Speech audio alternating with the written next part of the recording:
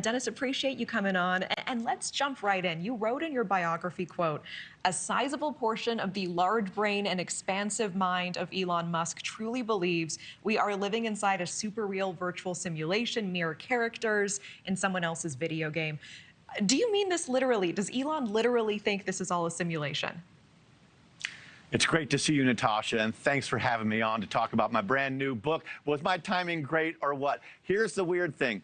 I think it started out as a thought experiment and debate and talking about it so much that he and his brother had to ban any further conversations about it whenever they were in a hot tub, okay? And then he began to believe it more. And I think it's kind of being playful, but it also frees him to take huge risk that no other business executive would take, because he thinks at some point, what the heck, this could all be a game anyway. And Natasha, the weird thing is that when I started to research it, I interviewed a physicist who's found some evidence he thinks that might support the idea. I began to think it was more and more plausible. And I can give you just one quick example. Is that all right? Sure. All right, so the universe is 13.8 billion years old. That means there are almost 1.4 million time spans of 10,000 years in existence.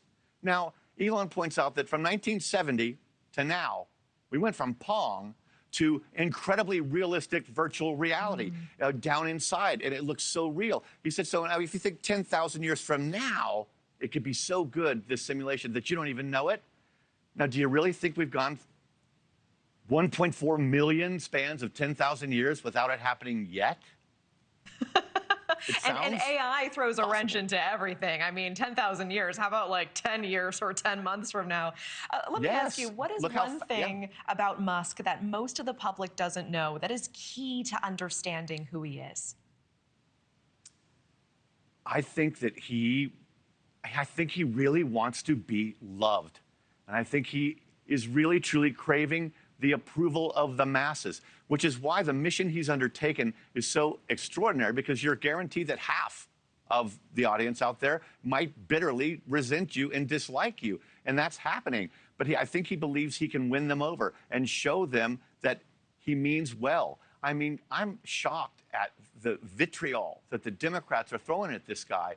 They love immigrants, but for Elon Musk, they're now saying that he's a South African, that he's an oligarch, that he doesn't understand democracy, that his grandparents might have been Nazis, that he might be a Nazi. Yet the guy is doing amazing things on so many fronts. We've never seen anyone like it. Usually, Steve Jobs, brilliant, but at one thing, Jeff Bezos, Amazon. But this guy, so many different things. And I read a tweet, because people who follow him kind of follow this simulation stuff, Natasha, and someone said, Elon must be going through the simulation for the 4th time, because he's getting it right every day. He's getting it right. You know, you've said... I lost my FB. Hang on here. You're okay. You're okay. You're okay. You know, you've said that Elon has replaced Trump as public enemy #1 for Dems, for the media. Explain what you mean by that. And you say that we would be surprised that he's actually fairly tender-hearted. He really cares.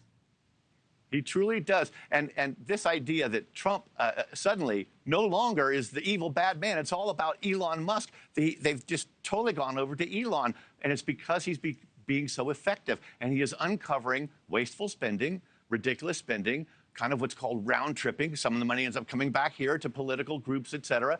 And people are shocked and stunned in Washington.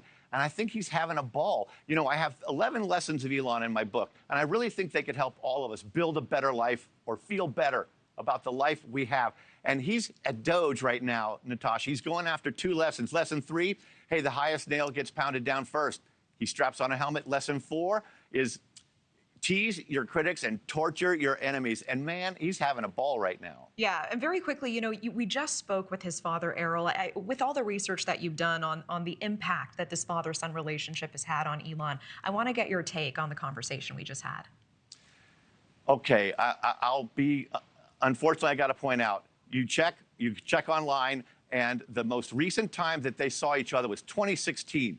Let's understand that the father also ended up having a romantic relationship with a stepdaughter that was only 4 years old when he met the mother.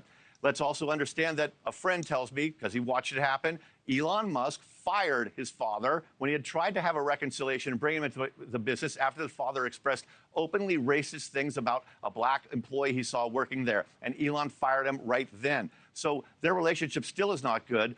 I can understand why the father is proud of him now, but I also understand how an absent father, a tough father, sometimes is far more motivating for someone than a father who is there for you all the time and gentle and wonderful and loved you.